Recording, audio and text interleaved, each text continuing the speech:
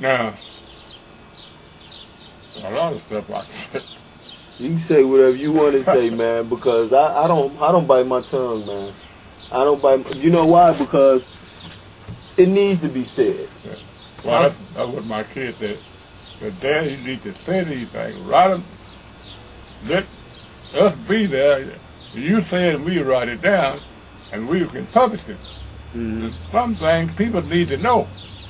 They don't. Oh, for the young people nowadays, they don't know the history of the country. No.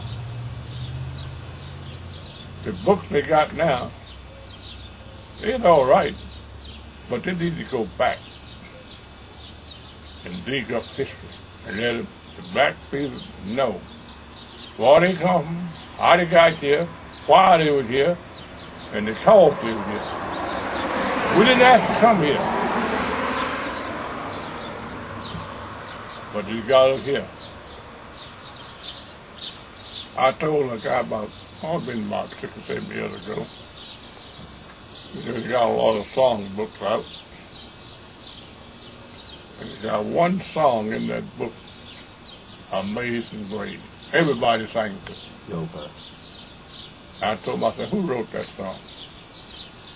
He said, I don't know. I said, how do it sound to you? He said, it sounds like black people. I said, a black man didn't write that.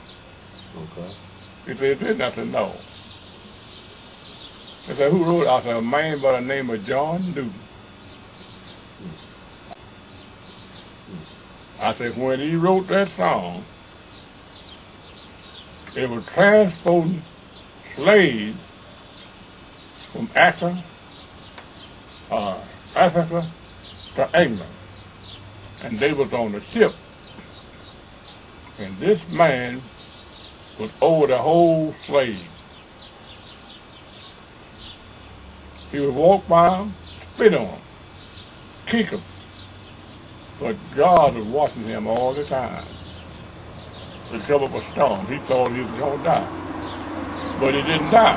That's how he wrote this song, Amazing Grace, how sweet it sounds. Did the slaves save him or something? What happened? How did he think he was going to die? Because that storm, Mm-hmm. you ever been on On the ships? on the ship on storm, it's the worst something you ever seen. Mm-hmm. I was in the storm for 4 days and 5 nights in the Pacific Ocean. People say the Pacific Ocean don't get rough. Don't let nobody tell you that. He said don't get rough, huh? I was in it took us 14 days to come from Manila to California. And 5 of those days was in a storm. When we hit that storm, we were going this way, and the storm was coming across. The captain of that ship said, we can't cross this storm. We got to go into it. He turned and went into the storm, meeting it. If it wet, if it come out, then he goes back on the shore. But that's the worst. I've been without eating for 2 days. So you had to come up on deck to go down in the kitchen. And wasn't nobody trying to come up on deck. Oh no, you can see way high on the ship. Whoa. Coming, rolling. And then hit down When on you the hit ship. that ship, that's how the ship would go up like this, then when it busts, the ship would then come back up. Damn. That's something. So, through your experience with the Pacific Ocean on them ships, you can relate a little more than we can to those slaves on the transatlantic during the slave trade. You can just imagine what they experienced, the horror, and being in shackles, going through all of that. Well, a lot of them weren't in shackles. Okay. They was in the whole of the ship. They was right down like this. They couldn't even stand up, some of them. They stayed like this for days and days. That's how. It probably took them days and days to stand up straight again. Right. Like some of them died. Them that died, they threw them on boat. Mm-hmm.